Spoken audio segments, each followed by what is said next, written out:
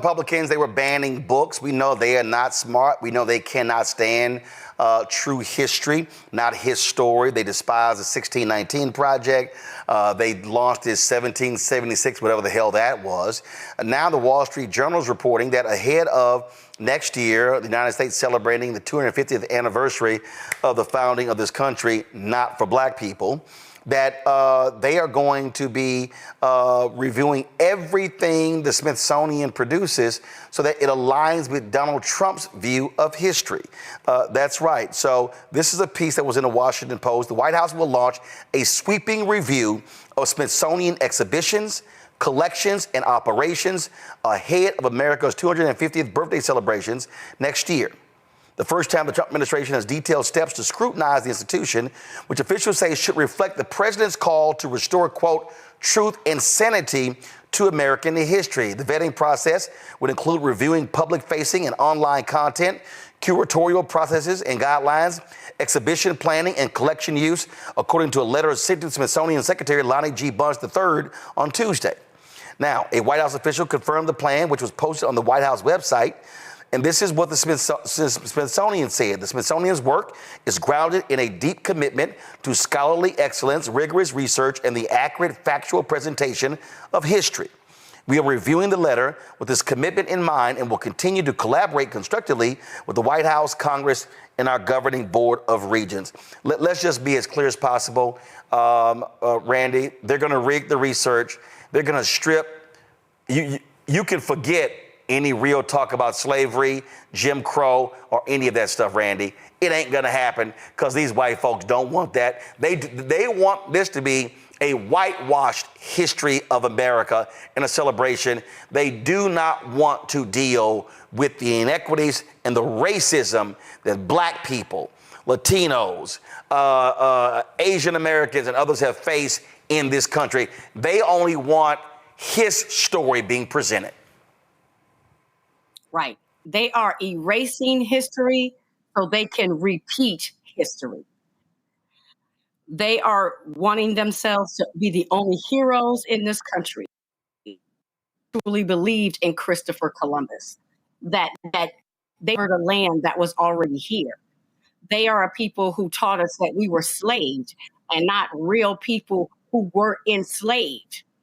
They found a way to make themselves the heroes when they kidnapped, raped, brutalized a people. They still found a way to make themselves the heroes.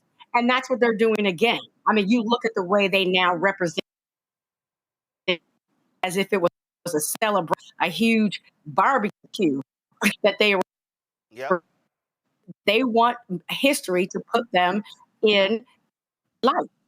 And in a beautiful light. They want to go back and do it. Well, it's right here. It's right here, Joe. Y'all go to my iPad. The letter states that the initial review will focus on 8 museums: the National Museum of American History, the National Museum of Natural History, the National Museum of African American History and Culture, the National Museum of the American Indian, the National Air and Space Museum, the Smithsonian American Art Museum, the National Portrait Gallery, and the Hirshhorn Museum and Sculpture Garden. To begin the process, officials requested that the museums provide information within 30 days concerning 250th anniversary programming, current and future exhibition content, and other material. The White House added that museums were expected to start making changes within 120 days. This is the language right here, Joe.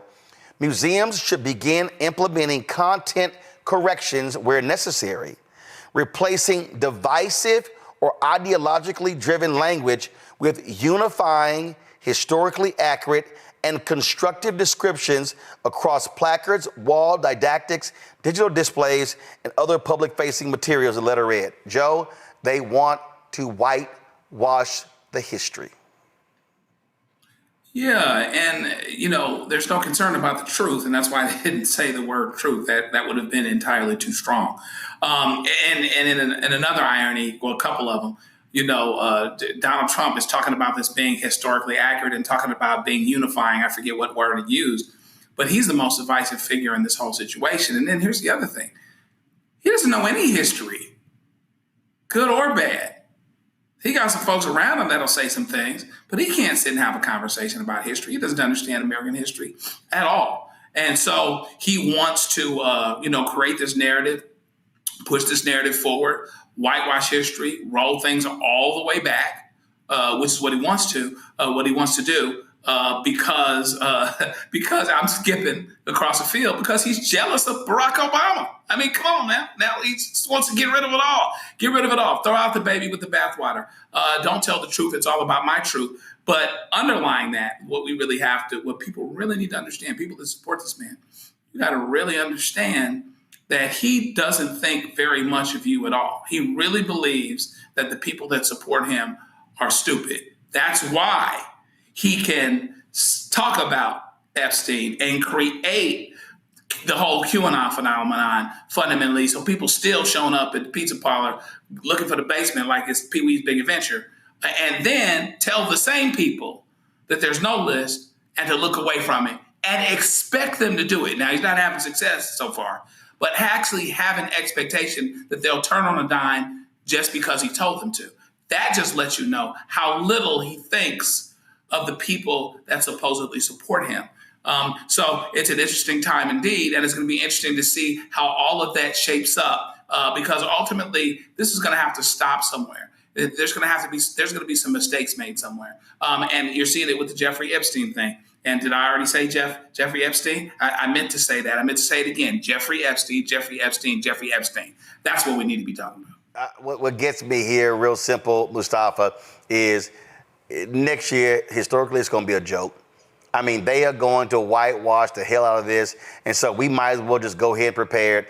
And I'm just real clear. Next year's celebration, it ain't about us. That's going to be Donald Trump's celebration of white America.